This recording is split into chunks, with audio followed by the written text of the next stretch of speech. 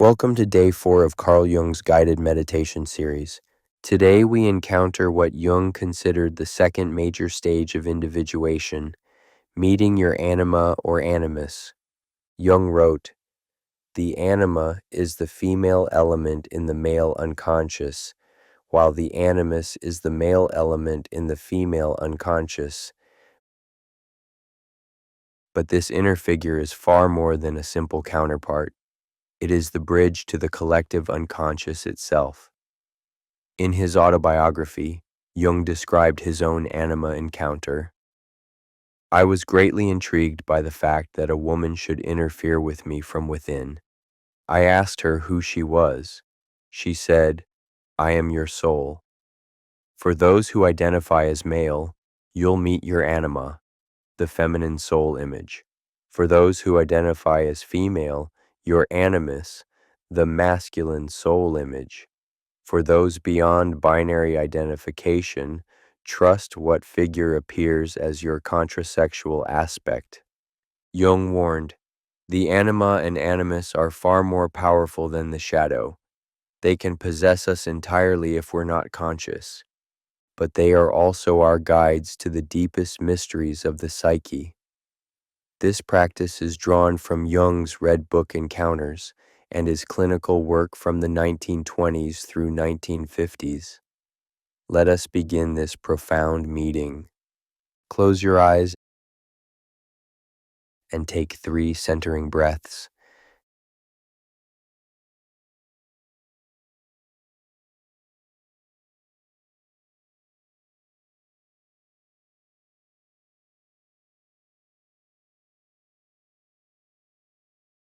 Feel yourself entering the symbolic realm once again.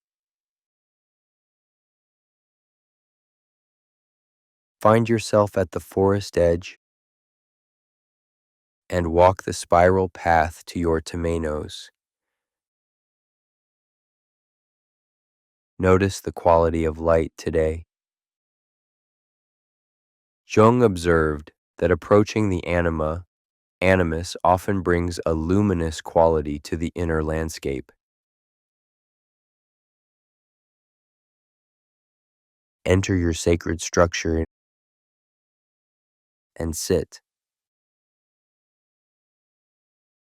Touch your heart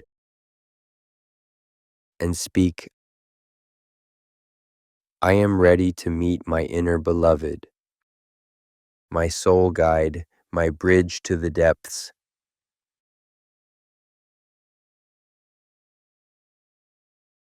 Look for the descending passage.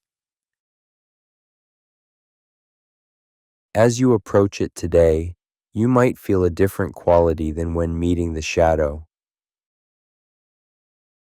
Perhaps anticipation, longing, or even romantic stirring.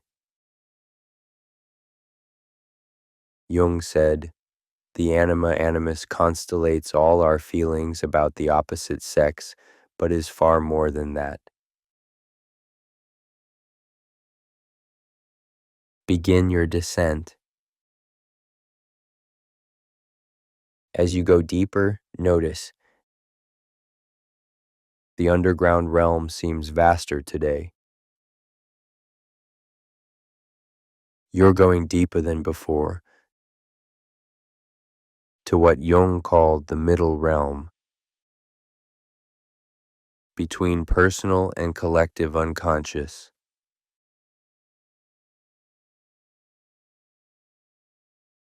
You emerge into a different landscape than before.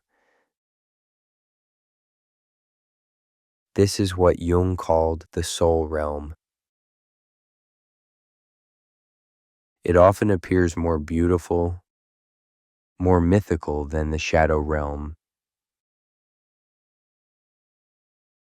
Patients reported moonlit gardens, underground temples, vast libraries, crystalline caves, ancient forests with silver leaves. Walk through this landscape with reverence. Jung wrote, "The anima, animus, dwells in the imaginal realm, where symbol and meaning are one."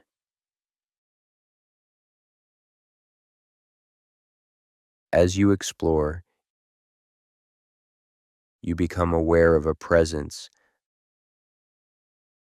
but unlike the shadow, this presence has been watching you, waiting for you. There's a sense of ancient familiarity. Jung explained, "The anima, animus, has been with us always,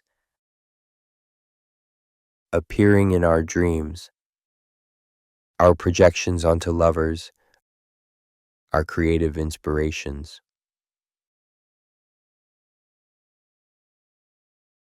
Find a place to stand and wait. Unlike with the shadow, Jung advised a more receptive approach. One does not command the anima, animus to appear.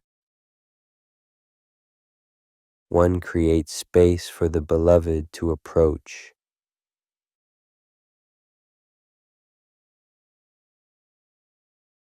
Breathe deeply and speak internally. Soul of my soul, bridge to my depths. I invite you to show yourself. I am ready to know you beyond projection.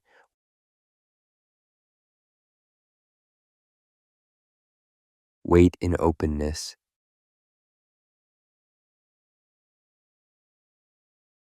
Then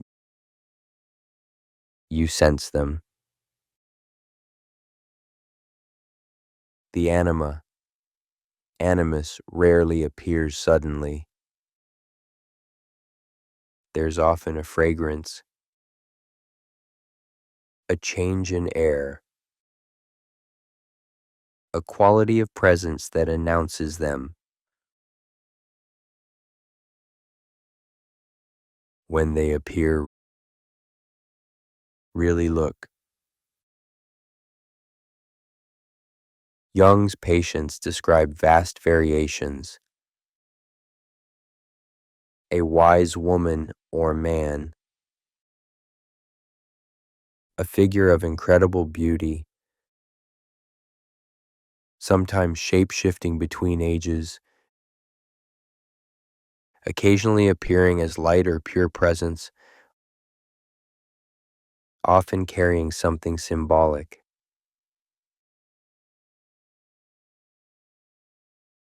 Notice your emotional response. Jung said, "The anima, animus evokes our deepest longings, our spiritual yearning, but also our fears of the opposite within ourselves." Observe without projection. This is crucial. Jung emphasized, we must see the anima, animus as they are, not as our fantasies of the perfect woman or man. They are psychic realities, not wish fulfillments. When you feel ready, bow slightly. Jung noted this shows respect for the archetypal power. Then ask, who are you truly?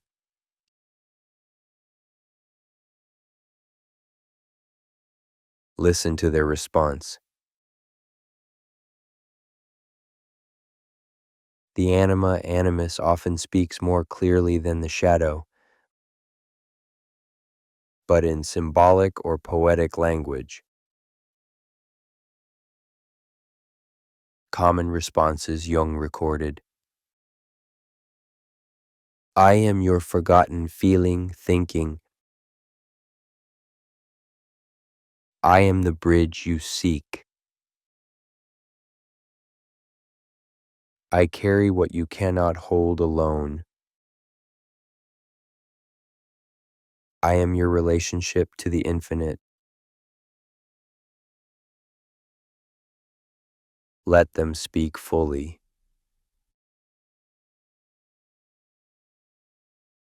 The anima might share how your rejection of feeling has limited you,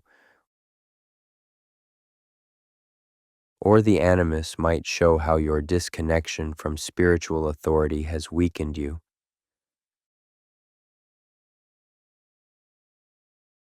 Then ask Jung's essential question: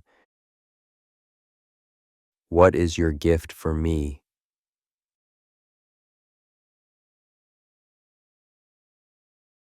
Watch and listen. The anima animus might show you a symbolic object, teach you something, reveal a talent or capacity, share a prophecy or insight, offer to guide you deeper. Jung wrote, "The anima is the archetype of life itself. The animus is the archetype of meaning. Together, they offer wholeness. If they offer a gift, receive it with gratitude. If they offer teaching, listen carefully. If they offer guidance, consider accepting." Now comes Jung's crucial insight. Ask, how shall we relate?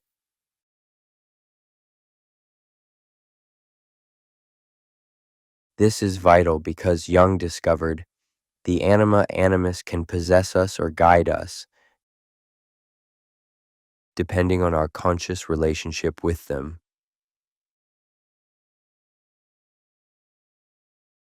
Listen to their response. They might request regular dialogues, expression through creativity, recognition in daily life, integration of neglected qualities, respect for their wisdom.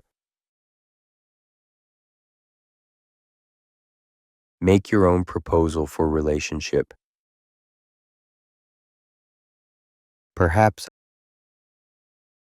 I will listen to your wisdom before major decisions. I will express you through my art, writing, music.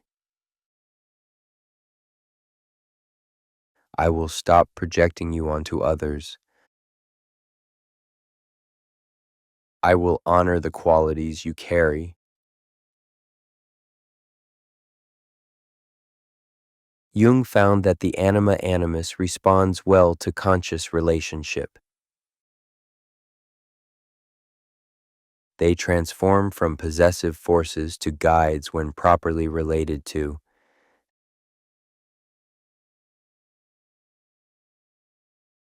Thank your anima animus for appearing. Ask, may I return to speak with you again? They almost always agree. They've been waiting for conscious relationship.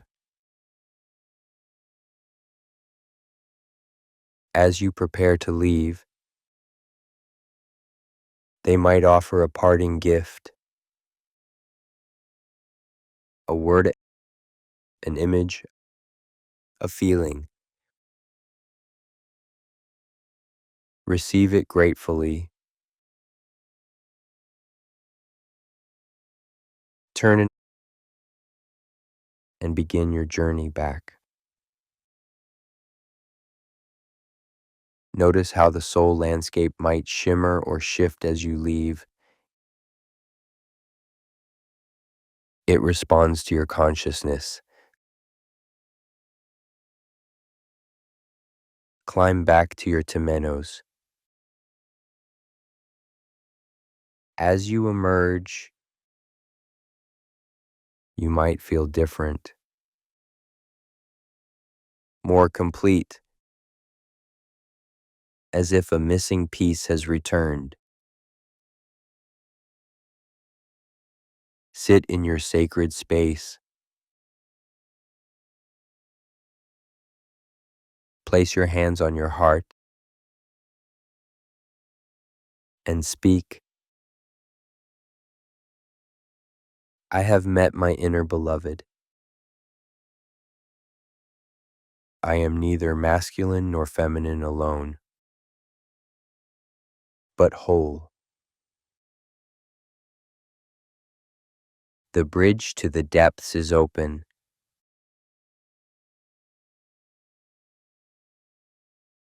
See your inner journal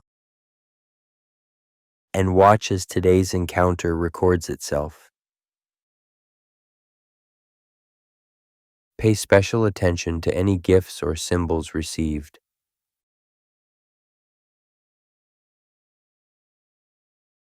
Before returning to ordinary consciousness, Jung insisted on proper containment. The Anima Animus energies are powerful. They must be integrated consciously, not allowed to flood the personality. Imagine a figure 8 of light connecting your heart with your Anima Animus, allowing flow but maintaining individual centers. You are in relationship, not merged. Rise and exit your sacred structure. Walk the spiral path back, but notice the forest itself might look different. When Anima Animus work begins, Jung noted, the whole world becomes ensouled.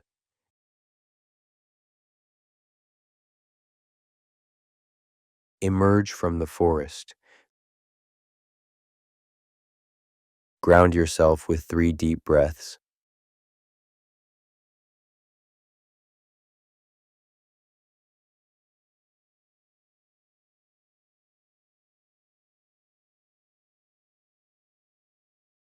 When ready, open your eyes. Immediately record everything. The form your Anima Animus took, their words, their gift.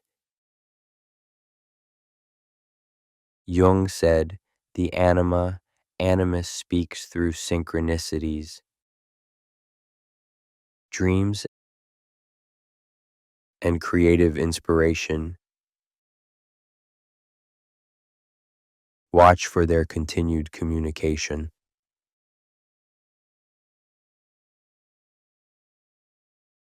Tomorrow, we meet the wise old man or woman, the archetype of meaning itself. But tonight, notice how the world might seem more alive, more meaningful.